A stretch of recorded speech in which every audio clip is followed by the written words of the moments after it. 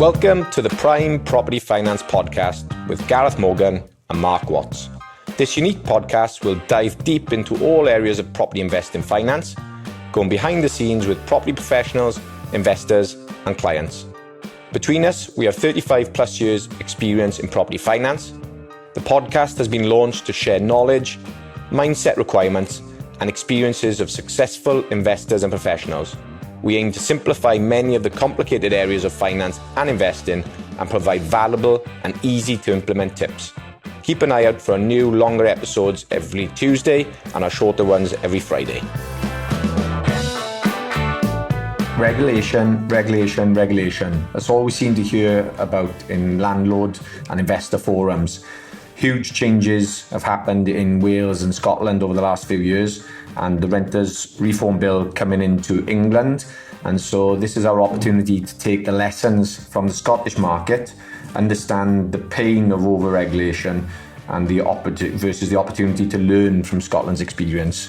So super excited for today's guest, which is Lyndsay Yuill from Rent Locally. She is an experienced letting agent, estate agent and property investor, and she shares some super valuable insights about what's gone on in the market, what changes have come in, how landlords have navigated those, and some key things to consider on how to protect yourself with any incoming changes. So if you're an existing landlord or want to be a landlord, then this is a great episode for you on how to sort of manage tenants and tenancies and all the changes that are coming with it. So listen to the end. It's a fantastic episode, and enjoy. Lyndsay, thank you for joining me. It's great to have you here. Very excited for the conversation ahead. Please tell us a little bit about yourself and your background and what you've been up to. Yeah, thanks for inviting me. So my name's Lyndsay. I am a letting agent. I have set up my letting and estate agency for 16 years now, based in Scotland. So we've got a couple of branches across the central belt of Scotland. Awesome. And you are also a property investor as well. Tell us a little bit about your property investing. So I buy a whole bunch of different things, do different strategies, mostly buy-to-let, mostly HMO or just normal family homes, and some Airbnb type, short-term letting as well. So just do different strategies.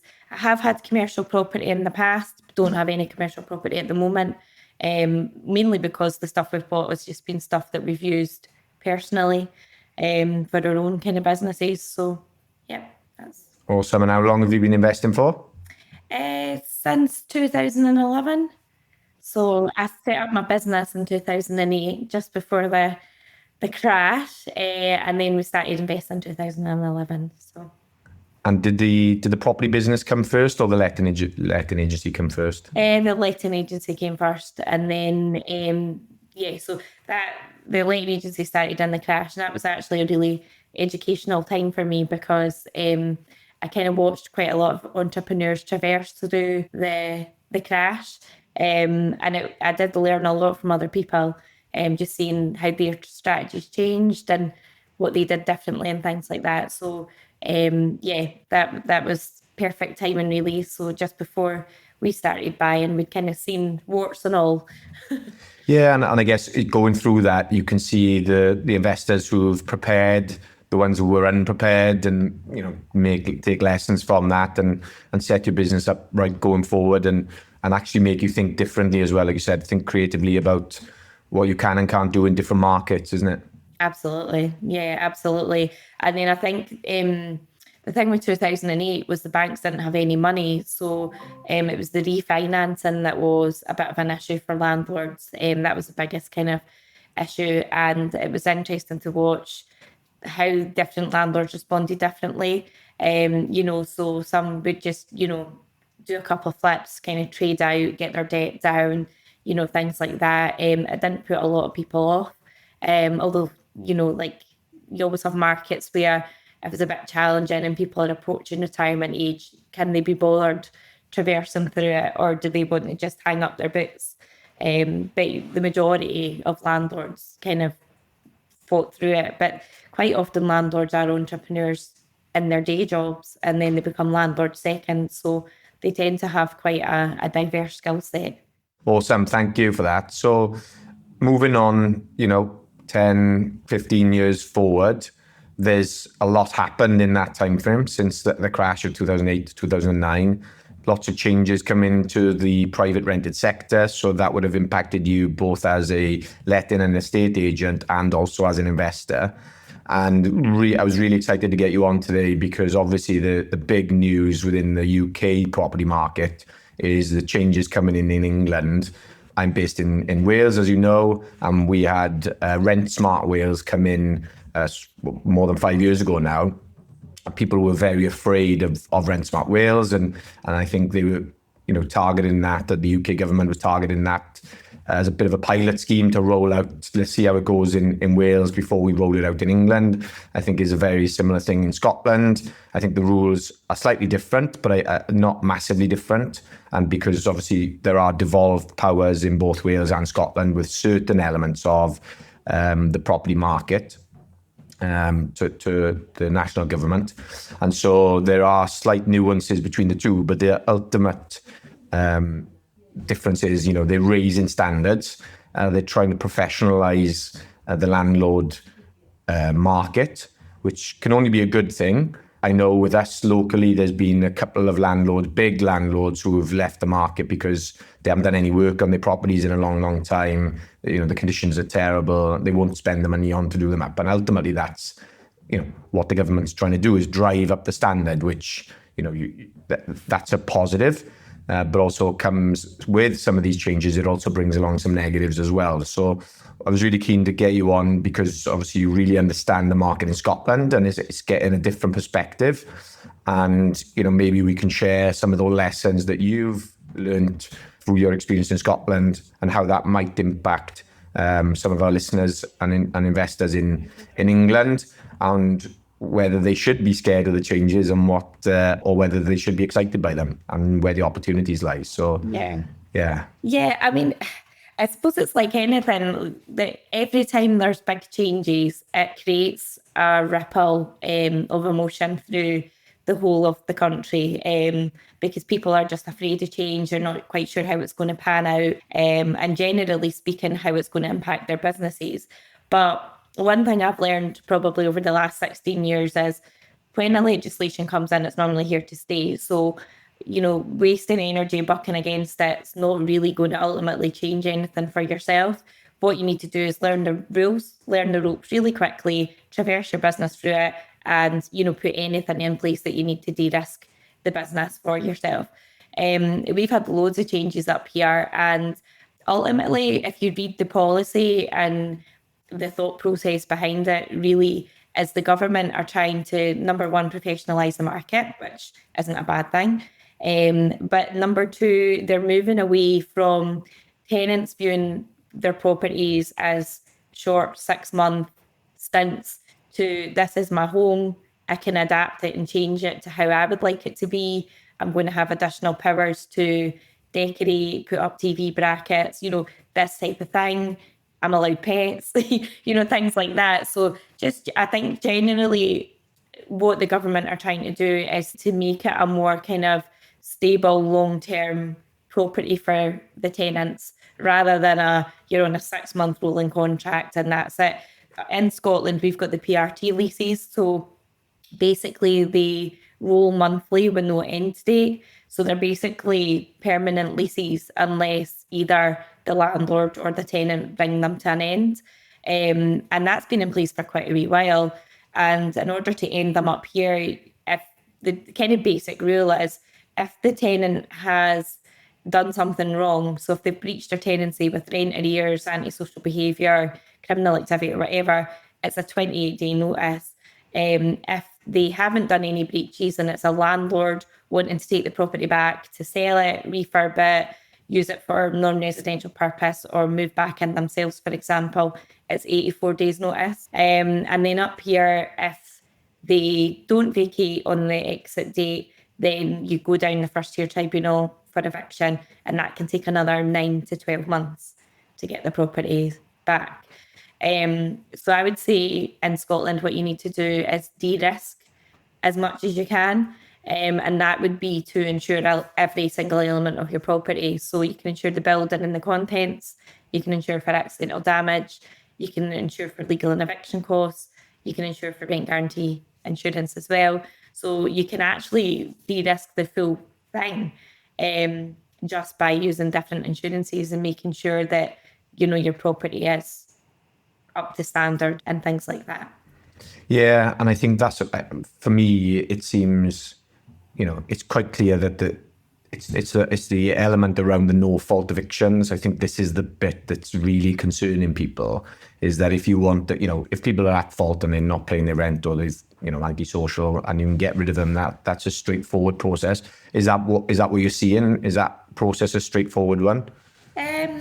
No, I would say that's not. So first tier tribunal hasn't been as fast as I think people would have hoped up here. And I suppose the other thing that's happening up here is delayed evictions. So for example, if say a first tier tribunal had put a date in place to say, right, the landlord needs to sell the property because of financial distress. So, because remember, we had the rent freeze up here at the same time the interest rates went up, which we can talk about in a wee minute.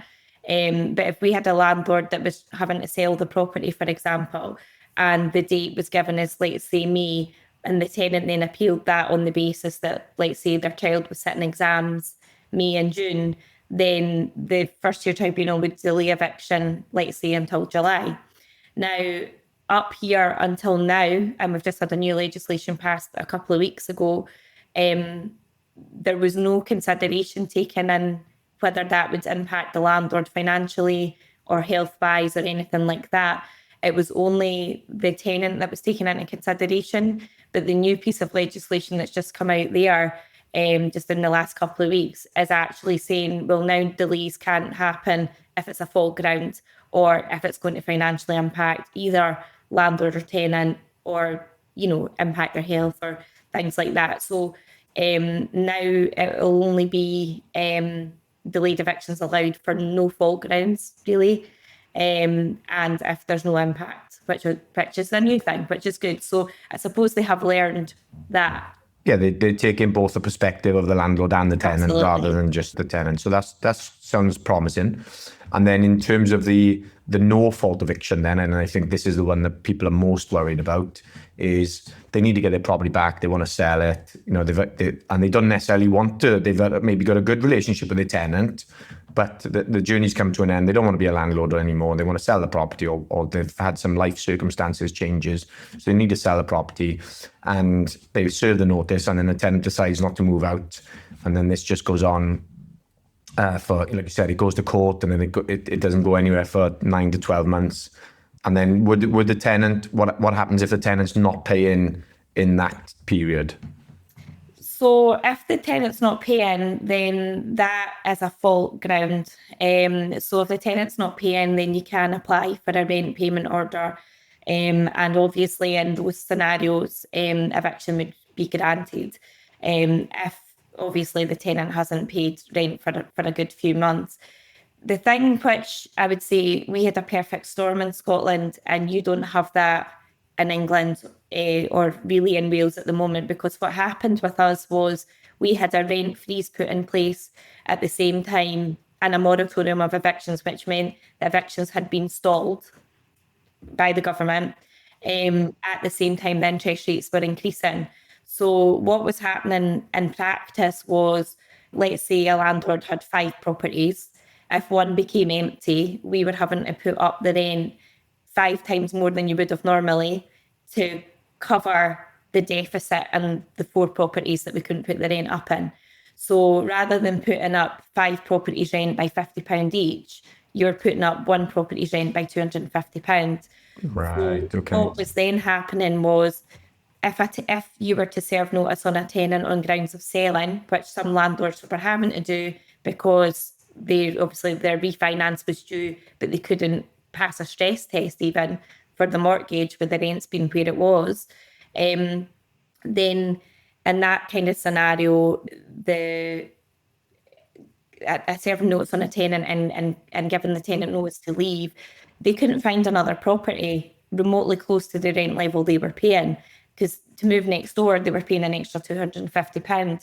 So there was no way that they were ever going to move out, because there was no properties that were within that price bracket for them. So the when they were going to housing to basically say, look, I need to be rehomed here, they were saying, well, there's no mid-market rent properties available, no council homes available, you're just going to have to stay put. So we had the perfect storm up here in the sense that the moratorium of evictions is what also ultimately caused the delay in the first year tribunal process and everything as well. And then we had a complete flood. So when the moratorium of evictions lifted, basically 18 months worth of evictions happened in the space of a month or two, which created our housing emergency up here. Right. It wasn't balanced. Like, properties churn all the time. Landlord circumstances change all the time. Relationships break down. They have to sell stuff, as part of divorce or settlements or, estate even moving through if there's been a landlord that's died, for example. And that's there is just a normal churn in the market. But our churn was artificially stopped. And then it was like a floodgate opened. So that's not going to happen in England. And so the impact of the delays in evictions in Scotland were created by a completely different thing. I don't foresee it being a huge issue in England, because ultimately, if an eviction goes through, a court processing system, then there's no moratorium delaying it happening. So it should just, in theory, just process as normal in a couple of month period. I would like to think, unless there's additional changes that we're not aware of in the pipeline. One of the things that I've seen is apparently, and I don't know what the truth is in this, but there'll only be 5 judges dealing with these eviction type court hearings for the whole of England. So if you can imagine, then that's a way that you'd get a decent backlog. It's just purely by the numbers dealing with it. So that's possibly of a concern if it's true. But I guess, like you said, hopefully it won't be the same issues that you've had due to the moratorium and things. That's really interesting what you were saying, though, around how the changes in the rent cap and how that was affecting, obviously, stress tests from a finance perspective. So for listeners, when you are remortgaging a buy-to-let property, and if you're maybe trying to raise finance, or the loan is based on the rent that you can get, and because interest rates have risen, the majority of these landlords would have been on a lower rate based on the timing in the market and where interest rates have been over the last few years. They would have been coming off a low interest rate, trying to remortgage onto a higher interest rate, but because the rent cap, they haven't been able to put their rents up, which has affected the affordability stress test against the interest rate on the mortgage. So that was causing them issues in terms of financing. So was there lots of examples of where investors couldn't remortgage because of those changes? There was a lot of portfolio reassessment. I wouldn't say it was a huge impact, because ultimately some landlords were on a 5-year fixed rate that didn't come up during that period. Some landlords don't have mortgages at all. So it didn't by any matter of means shatter the full marketplace. It was a small percentage of landlords that were affected. And in practice, we did a whole bunch of different strategies with them. For some landlords, we would maybe sell one property, drop down the finance on other ones to make the stress test affordable.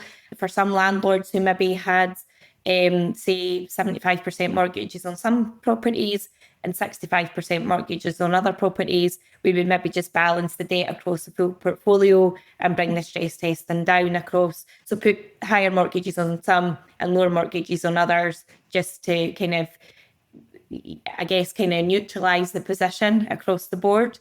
But as I said, for some landlords, it might only have been one property affected or two, because it would just depend where in the cycle of renewal their mortgages were at. So, I mean, I would say the net result of the moratorium of evictions and the rent increase was ultimately some properties did exit the market, demand got higher, and rents went through the roof. So our rents are the highest they've ever been by a long shot. But what we're not seeing is a lot of people feeling references on affordability or anything like that. Tenants actually, I would say the rent arrears are down across the whole board, because people know that if they have to move out of their relatively cheap rent property that they're in, that they're going to be paying a considerably higher amount to move. So a lot of tenants are very consciously aware of keeping their rent paid. So I would say that actually the market has completely strengthened in that respect.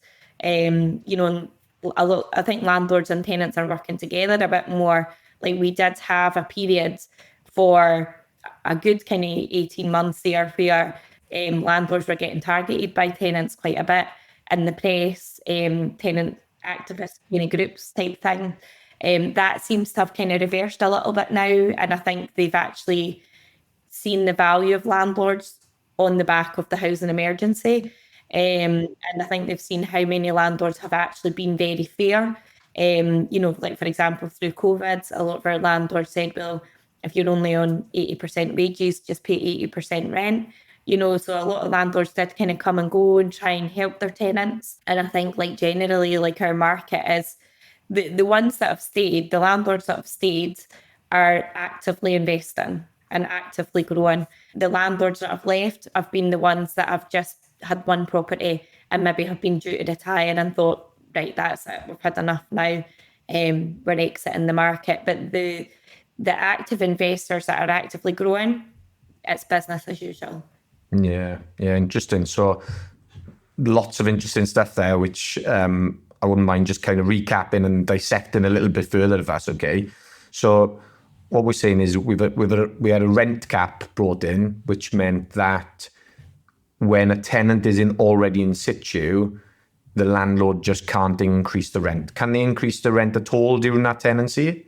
Or does the tenant have to agree to it? How does that work? There was different rules for different sections of the legislation. So in the first instance, the first 6 months, it was a 0% rent cap, so no rent increases at all for existing tenancies.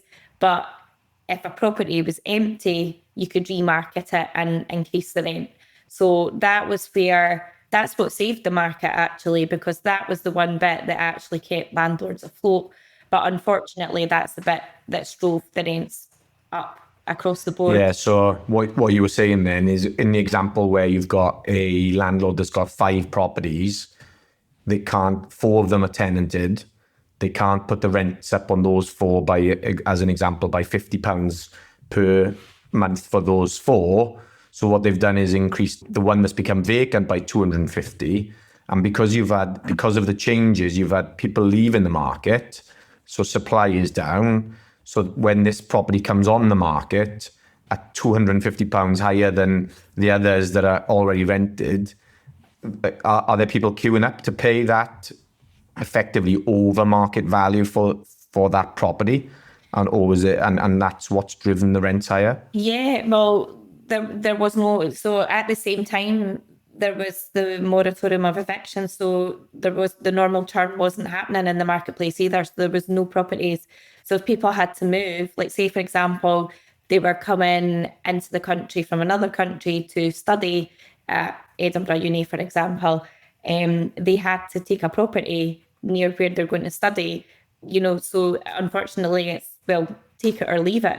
That was the choices, because unfortunately, the landlords that were moving their properties at that point were all in the same kind of boat. We have still seen, though, some landlords still haven't put their rents up because they're maybe unencumbered or they've got a low mortgage and they actually value the long-term tenant that they've got. So it's not by any manner of means the whole market that's been in that situation. As I said, it's kind of just the ones that had to refinance, that were maybe leveraged quite high, that were in that boat. So yeah, I would say the market is starting to stabilise a bit more now. There's a normal churn of stock now, so the rents are actually coming down slightly, but that's pretty normal for this time of year. You know, November, December is when rents kind of come down slightly anyway. So we're probably seeing a little bit of a correction, but I don't think the rents will ever go back to where they were. Yeah. Okay, that's really interesting. And I think, based on what you're saying, it seems that the experience that you've had is that supply has been affected a little bit. How is investor sentiment? You mentioned that landlord and tenant relationships are possibly now better than they've ever been, which is fantastic, because I think there's definitely within the media that's us against them. Landlords are a bad breed, and they're very greedy and all this type of stuff. So it's interesting to see that. That's news to me. What's investor sentiment like now in the market? Investor sentiment I find is quite good, but then I run a couple of networking events up here. So the guys that come to these events are very, very active. So I find investor sentiment is really good, but I'm not sure if you weren't in the networking circuit, if you would feel the same necessarily. We manage quite a lot of properties, so we've actually got quite a good global view of the marketplace. Whereas I think like if you were quite a small agent with maybe just 100 properties, for example, you might be feeling a bit more of a negative impact just depending on who your client base actually was. But what I find is the landlords that are investing are the ones that have made a business strategic decision in growth and what to do. And they're the ones that really understand the market. They understand the new legislation that's coming in. They've prepared themselves for it. We've been talking about this legislation for the last probably 12 to 14 months at the networking events we're at. It's just come into place now. Everyone that's been kind of coming to these events has been well prepared, well versed in what's coming down, and you just de-risk your business alongside whatever comes in. So, for example, if there's a 6-month moratorium on evictions, a sensible strategy might be 6 months rent up front for any tenant that's moving in during that period of time. That's not something that would be industry standard normally, but it's something that might become industry standard as a direct response to de-risking. If we can't get it back for 6 months, then we need to make sure that we're covered for 6 months.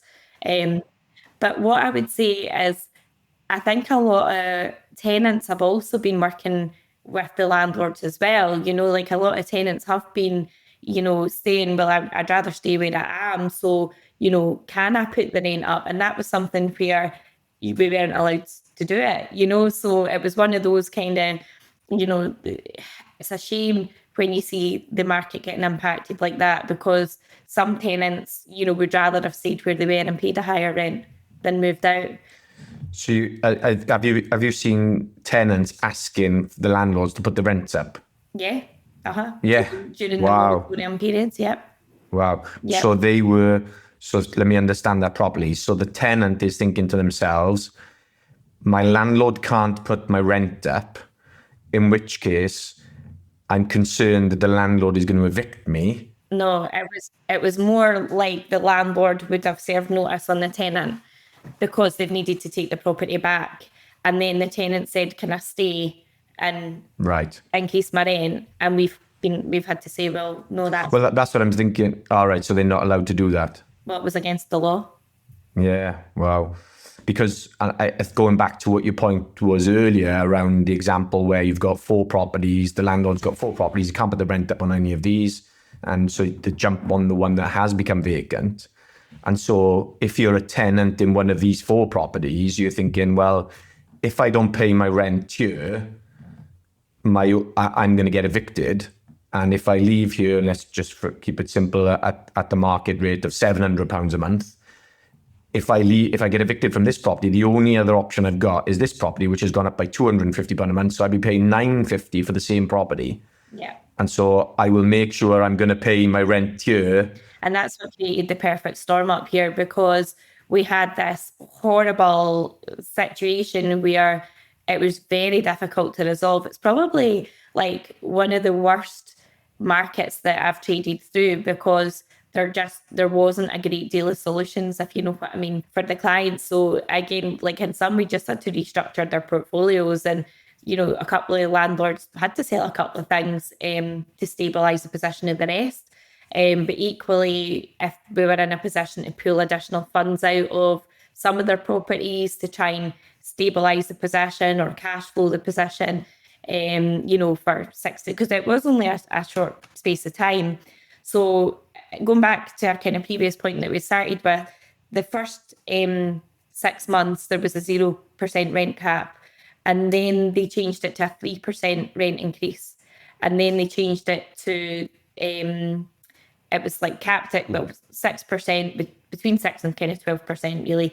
There was a couple of caveat rules around it, but generally speaking, that was how it had kind of panned out. And what we had seen in that period is landlords that have never increased the rent for years were all getting a bit nervous, thinking, well, actually, I don't need to refinance just now, but I do need to refinance within 2 years. So I better put my rent up just in case this goes on beyond the period of time that we're currently in. And landlords that had never increased the rent before were now kind of subconsciously thinking, well, I better do it just in case I can't refinance myself in 6 or 12 months' time, or whatever it was.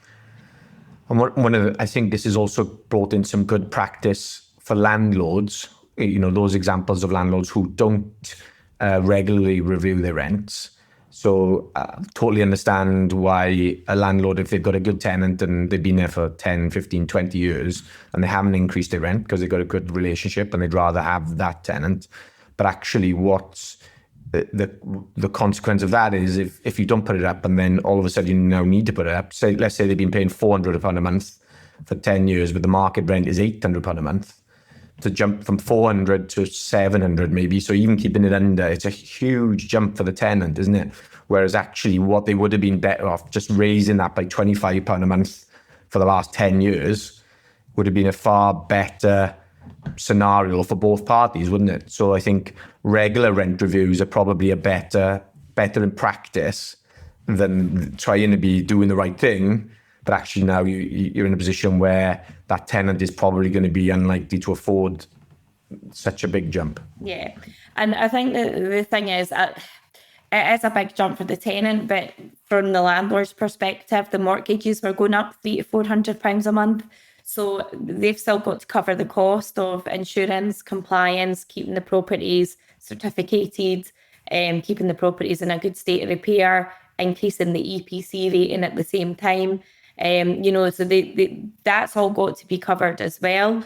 But obviously the biggest impact on the full market was the fact that the mortgages had increased by such a high percentage. Great point. Obviously, and so what tenants don't necessarily see is, right, my landlord's just put up my rent by £300 a month, but their mortgage has gone up by 400. and so they're actually in a worse position, and it's not them being greedy. It's just, that's business, isn't it? If your costs go up, you have to increase your price just to hopefully still make a margin. You mentioned then some other ancillary costs, so a really good time in for that. Since these changes have come in, is there or has there been a higher, obviously there's more insurance options now to protect against some of these that you've mentioned, but are there higher compliance costs as well? So I don't know how we compare to Wales and England, but we've got to have an EPC, a gas cert, electric cert, PAP test, Legionella certificate, lead test. So I think What's the lead test? So any property that was built kind of pre-1970 potentially was built with lead pipe. Now, back in the 80s, I think there was a big sweep done where a lot of lead pipes got eradicated, and this is just a final sweep. So basically now it's a legal requirement that we test the lead in the water. And if it's a singular property, not in a communal block, the landlord is legally obliged to replace all lead piping out to the Toby in the street. So if there's lead pipes within the property, obviously they replace that. If there's lead pipes under the garden, they have to replace that. And Scottish Water will replace anything from the Toby. back to me, Fine. basically. So those are the two. So the lead test and the Legionella test are the ones that we don't have in Wales, for instance. Yeah. So no, straight away having to do those tests. Is that an annual check, or is it pre each occupancy? The lead test is a one-off. So if there's lead in the water, you have to remove it. That's it. And then there's a cost to comply with that. Yeah, so you need to, And by the seventh of it, they look digging up the garden potentially, and yeah. putting all new pipes in the house. That's not a cheap compliance matter. No, Okay. so with the lead test, that's just a water test. Scottish Water do them for free. They're massively backlogged, as I'm sure you'll be understand when there's a new legislation and everybody's flooding them with samples.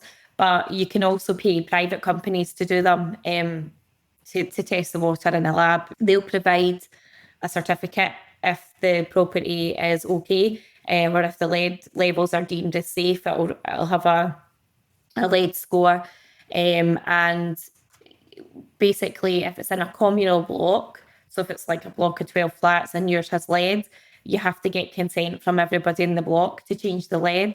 So there is caveats and things like that where you don't have to change the lead, but ultimately, you have to then put a note on the wall to say there's lead in the property, don't drink the water. So obviously it's going to put off any tenant. So you're better to just get it done. If you can, as long as you can get everybody in the block to kind of agree. But if the property is a new build, for example, or built, more recently, then you don't need to do a lead test. But we always write to Scottish Water anyway to get a certificate to say your property is exempt, because you just don't want to have any risk factor or anything at all that, the tenant feels hasn't been done properly, for example, and keeping them safe. So you just want to tick all the boxes that, you've checked everything. Yeah, awesome. And then you mentioned then some insurances. Now, some of those insurances will have already been in place, and all landlords should have some form of buildings insurance, especially if they have a mortgage on the property. Do you want to just touch upon the different insurances and what they do and what ones have come in since some of these changes? Yeah, so obviously buildings and contents is a given. A lot of landlords are not aware that contents actually include carpets, kitchen and bathroom. So they might go, well, my property's unfurnished, so I'm not going to take out contents insurance. But, if the property's unfurnished and floods, your carpets aren't insured if you've not got contents.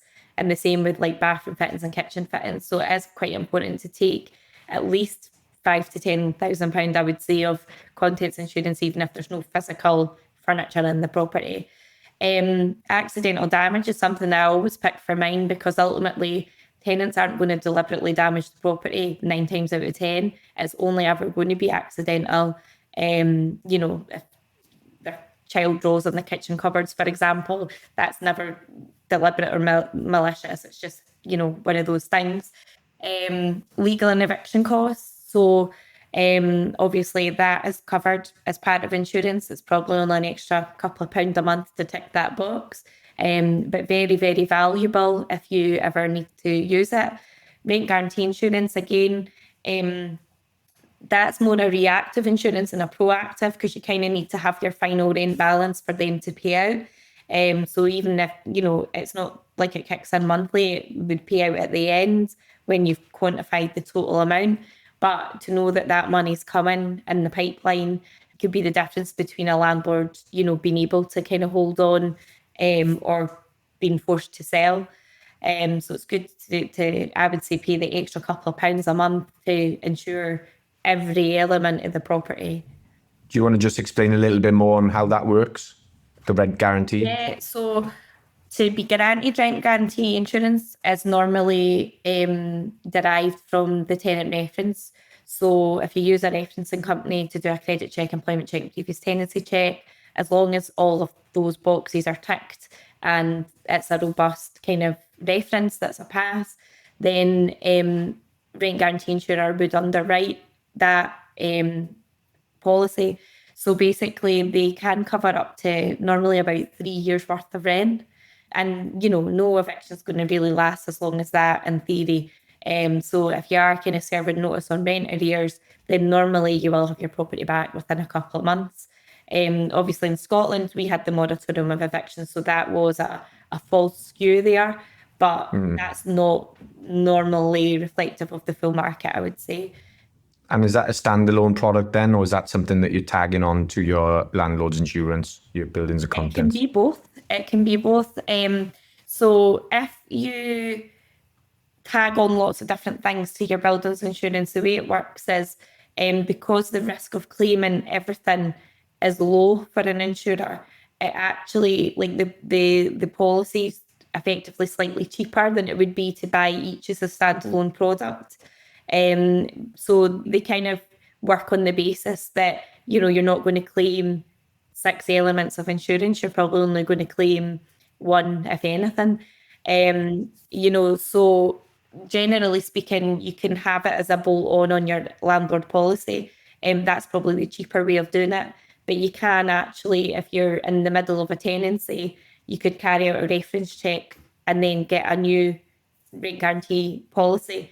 There would be potential circumstances where a landlord might choose to do that. So, for example, if they've had a couple in the property for a long period of time and they split up and one moves out, they might re-reference a tenant to check affordability before they enter into a new lease.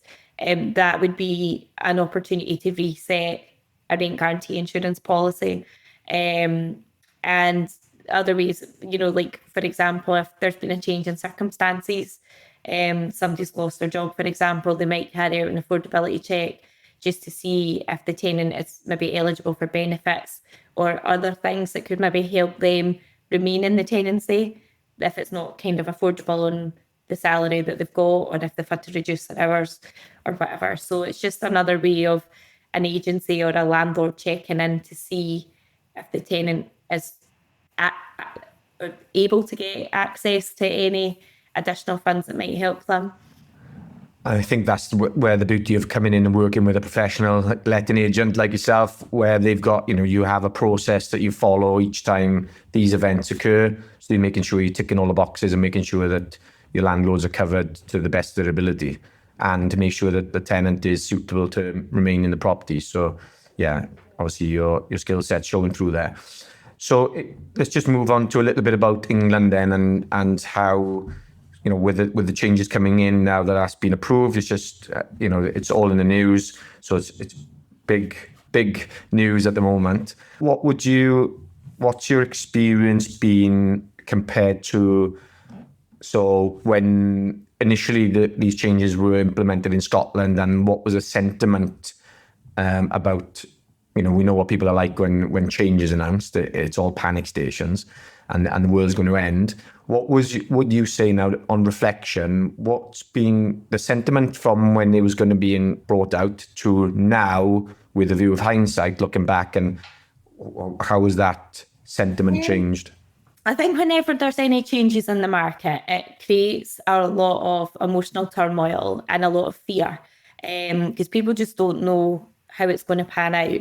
But so for example, when the rent freeze came out, a lot of landlords were complaining about it and upset about it.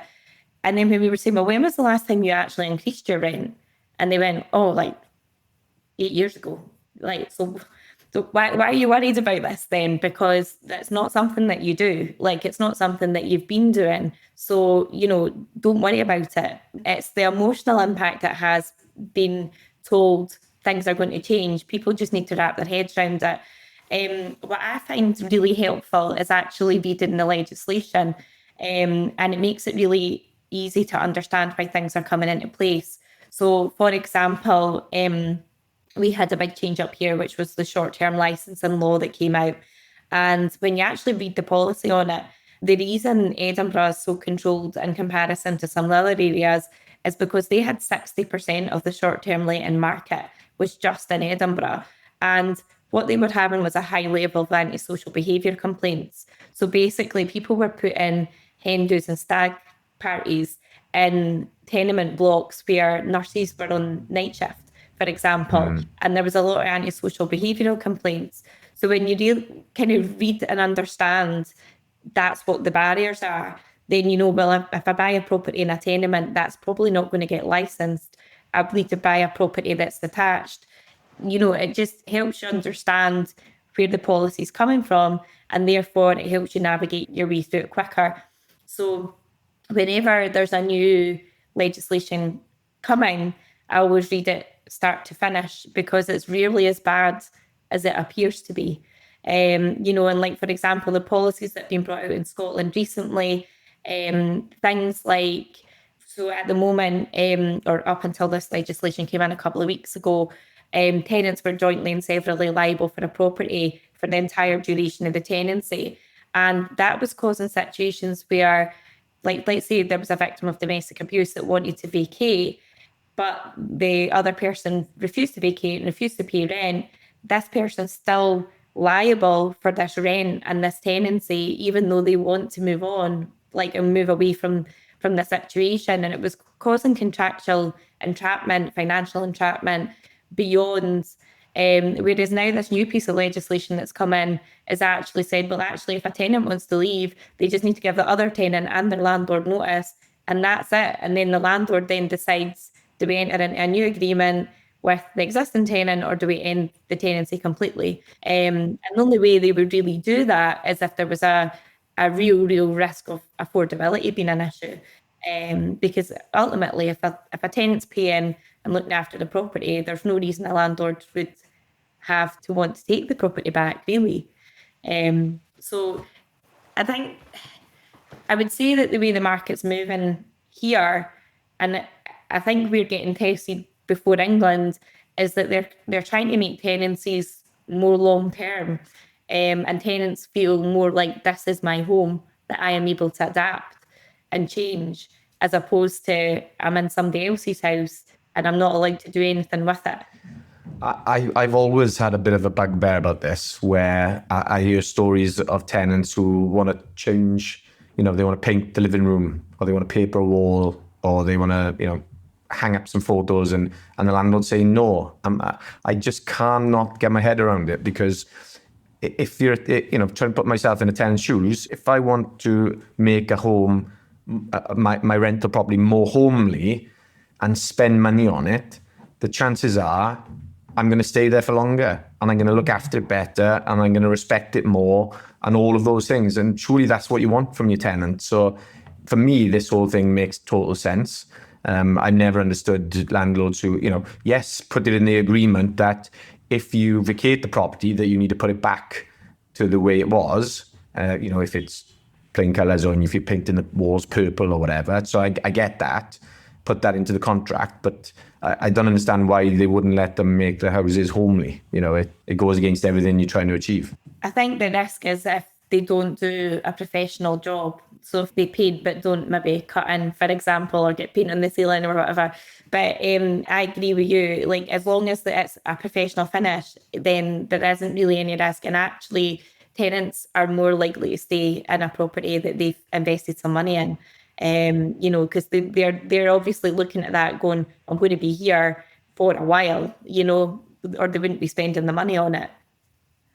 Yeah, and 100%.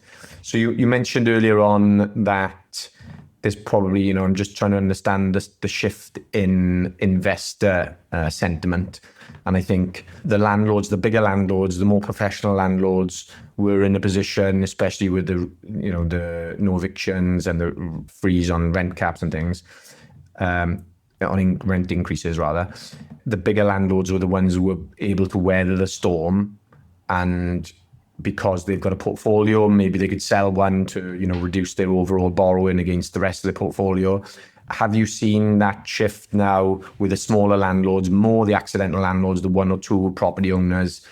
Have you seen that sort of that divide grow even further, and the smaller landlords leave the market and the more professional landlords grow accordingly? Is that what you're seeing? So in Scotland, it's a legal requirement that we have to have each property registered on landlord registration. And that those figures have been really, really telling over the last 5 years.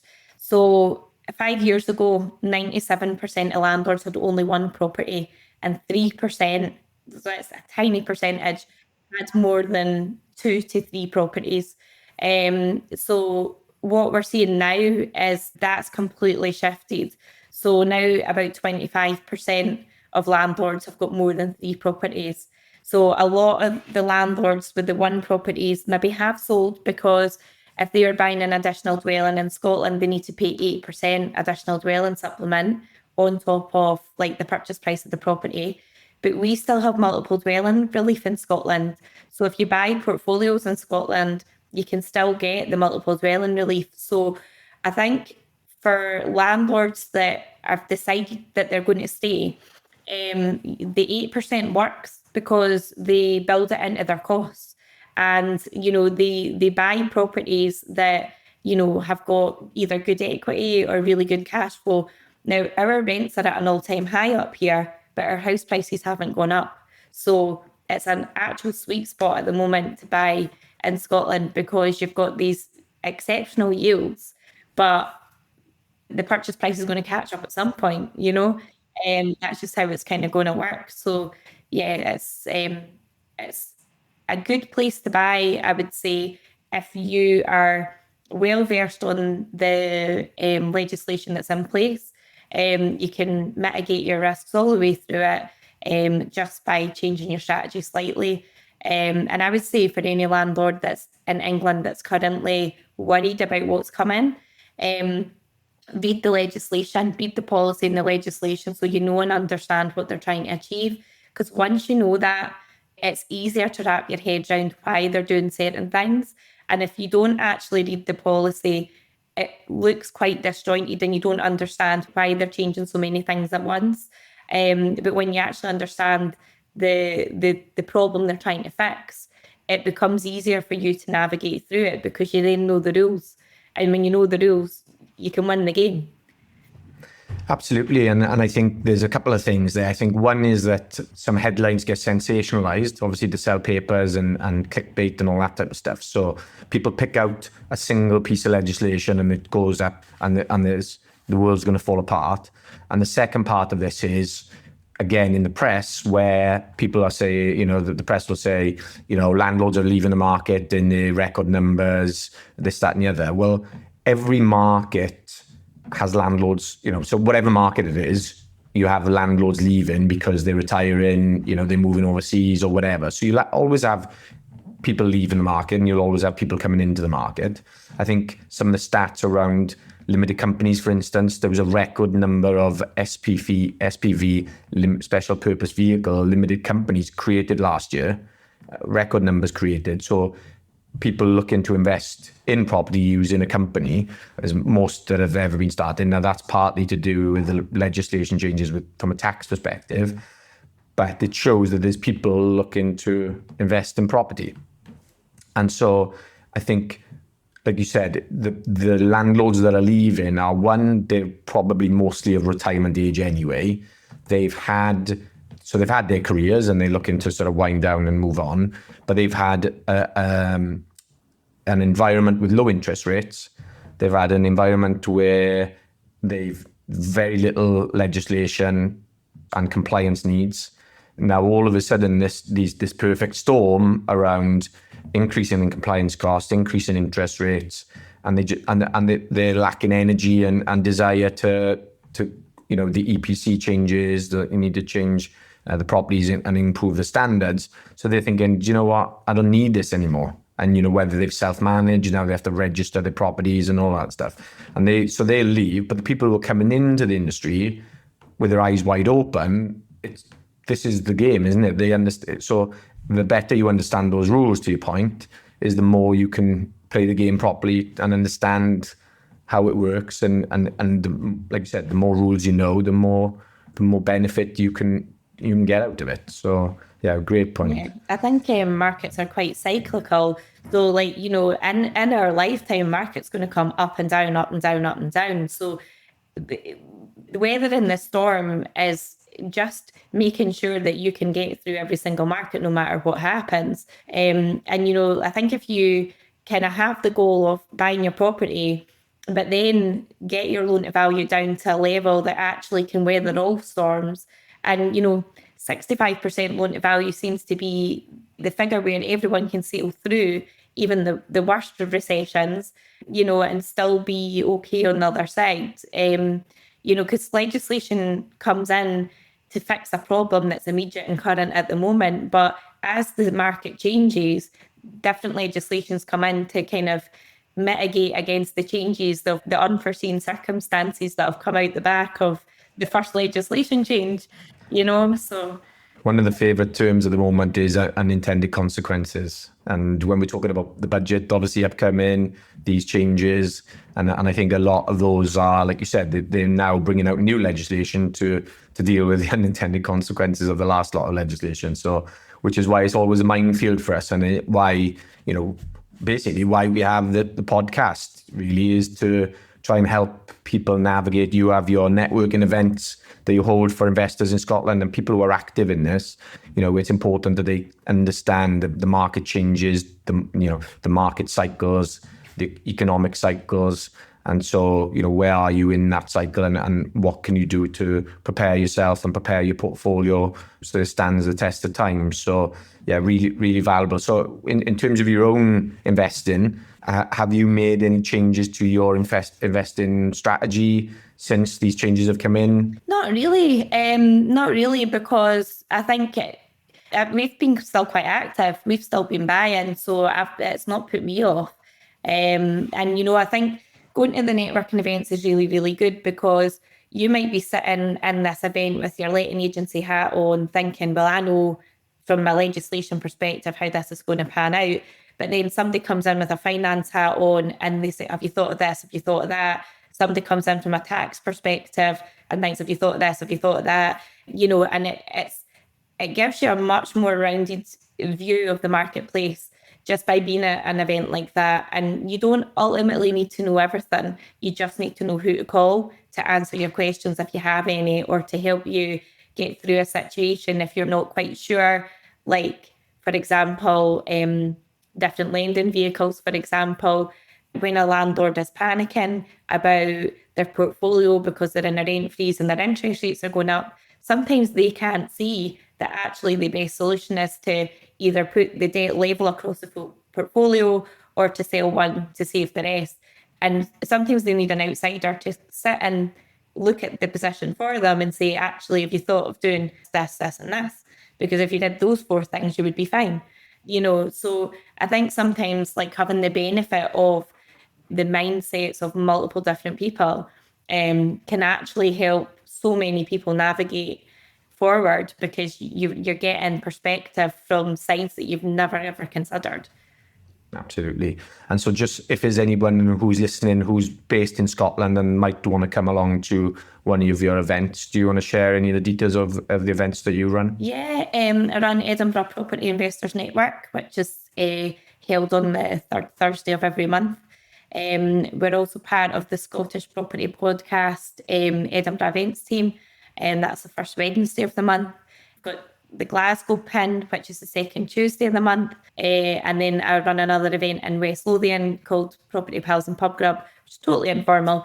And that's the last Thursday of the month. So it sounds like your months are very busy. Yeah, there's lots of different events that are there to help people. So. And there's loads of support, and I think that's the key. If you are struggling with anything, then just reach out, go along, and they aren't scary places. People are friendly and helpful and want to help you succeed, don't they? So that's awesome. So in terms of networking, that you can get better educated.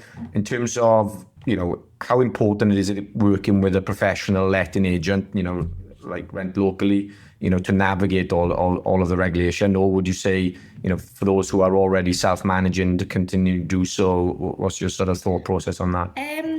I would say if you're going to self-manage, you need to read the legislation inside out. You need to know what you're dealing with. If you are using a letting agency, obviously they're reading the legislation for you. They're training their staff team on it.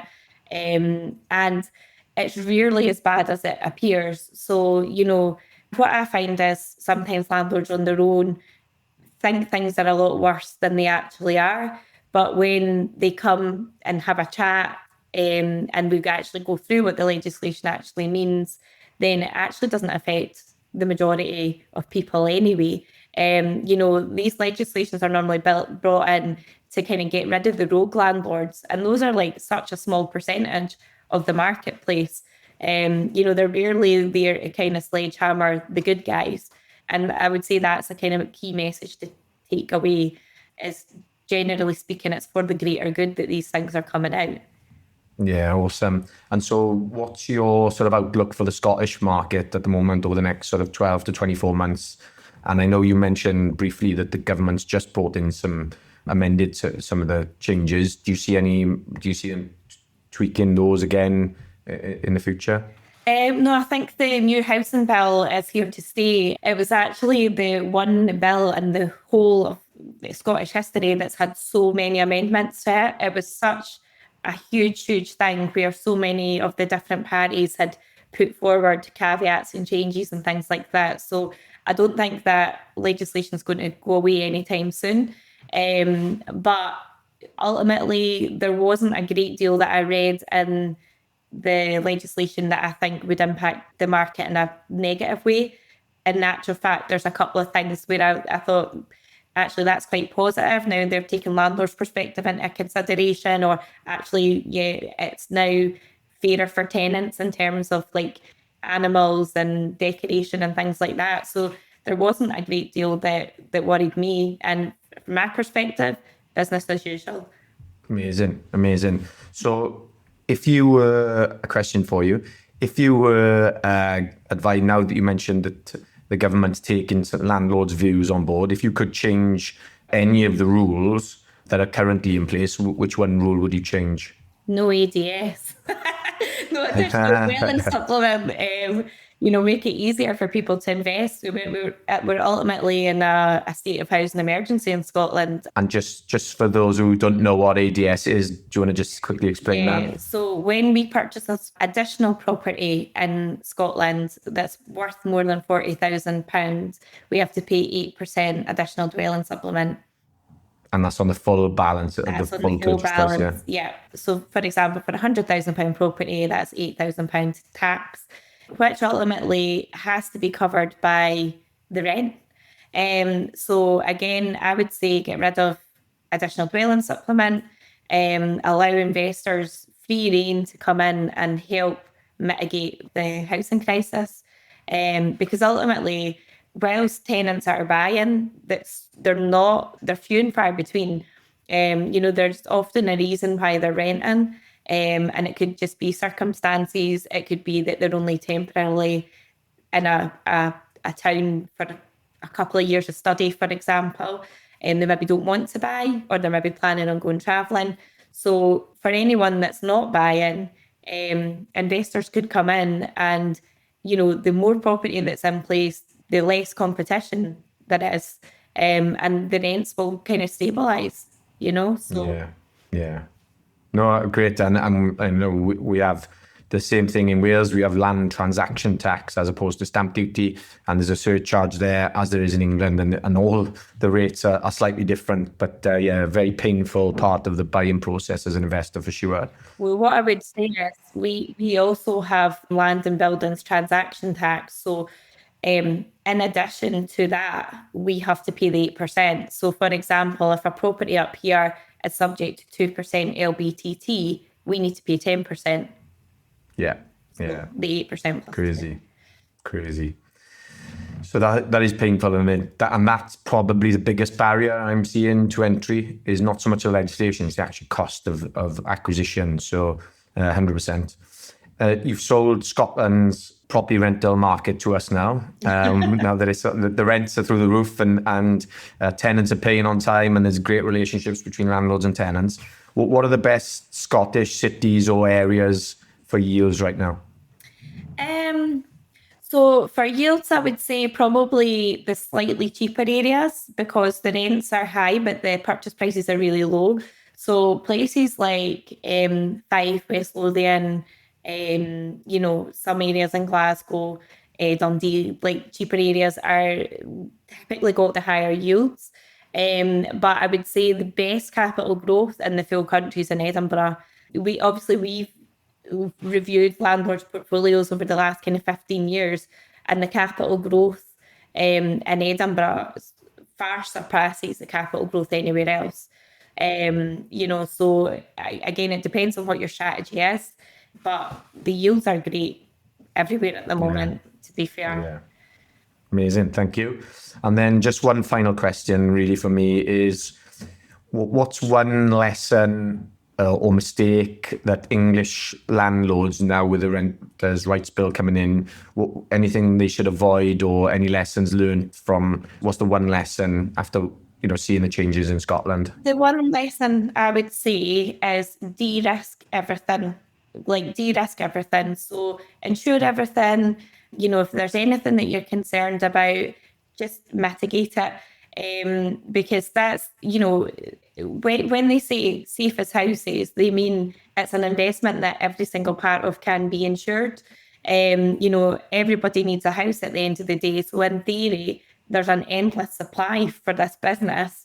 It's just a case of, getting yourself to a point where your business is really stable, no matter what the odds are. So, for example, what is quite prevalent is, you can get 5-year contracts with, different types of housing provider and things like that. If that's something that you would want to look at de-risking yourself, you can do.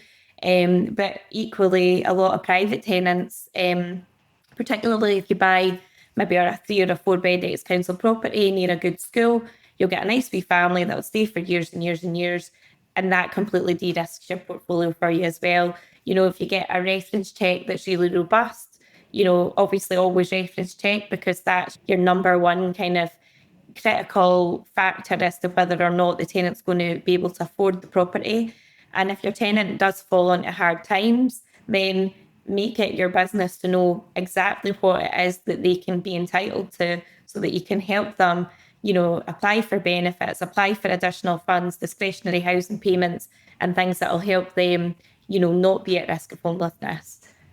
Yeah, amazing. Lyndsay, thank you so much for your time. Really, really valuable insights there and experiences from what's going on in Scotland. So thank you so much. If people wanted to connect with you or reach out to you, what's the best way for them to find you and get in touch? So our company is rentlocally.co.uk. So either through our website, we're on Facebook, we're on LinkedIn, we're on Instagram. So any of those methods you can find us on. Amazing.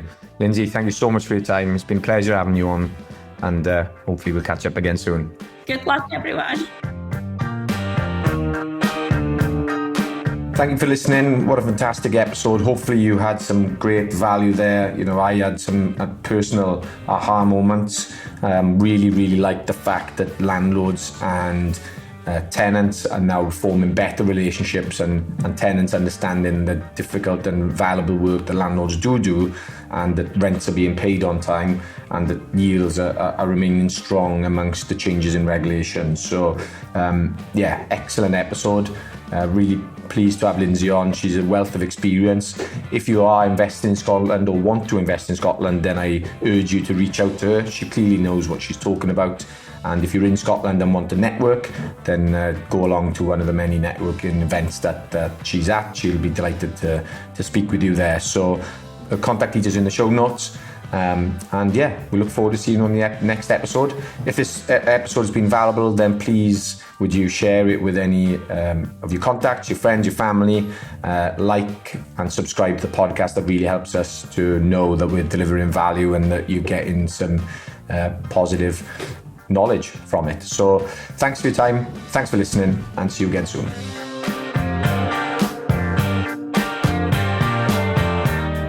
Thank you so much for listening to our podcast.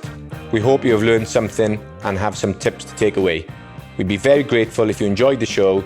You could give us a review and share with anyone that you know that may be interested, and of course subscribe to the show so you can get notified when a new episode is released.